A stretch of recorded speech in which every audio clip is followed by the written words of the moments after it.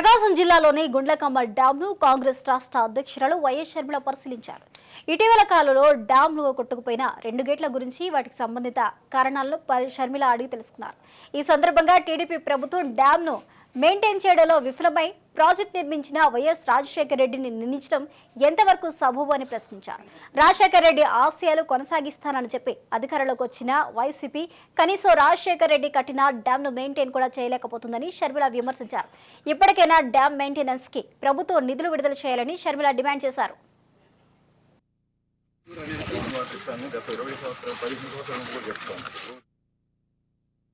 ఈ ప్రాజెక్టు రాజశేఖర రెడ్డి గారు జలయజ్ఞంలో భాగంగా తలంచిన ప్రాజెక్టు. కేవలం మెయింటెనెన్స్ లేక ఈ ప్రమాదం జరిగింది అని ఎస్సీ గారే స్వయంగా చెప్పడం జరుగుతుంది. తెలుగుదేశం వాళ్ళు జలయజ్ఞంలో అవినీతి జరిగింది కాబట్టే ఈ ప్రాజెక్టు కొట్టుకుపోయింది అని ఆరోపిస్తున్నారు. మీరు చేయాల్సిన పని తెలుగుదేశం పార్టీ మీరు చేయకుండా ఆఖరికి రాజశేఖర రెడ్డి గారిని మీరు చేసిన ఆయనను ప్రాజెక్టు కట్టిన ఆయనను ఆరోపించడము చాలా అమానుషం. జగనన్న గారు గత 5 సంవత్సరాలుగా ముఖ్యమంత్రిగా ఉన్నారు.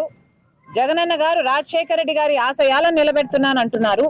రాజశేఖర రెడ్డి గారు 750 కోట్లు పెట్టి ఈ ప్రాజెక్టును కడితే మీరు కనీసం సంవత్సరానికో లేకపోతే 2-3 సంవత్సరాలకు ఒకసారో 2 కోట్లు 4 కోట్లు రిలీజ్ చేసినా ఈ మెయింటెనెన్స్ పనులు జరుగుతాయి.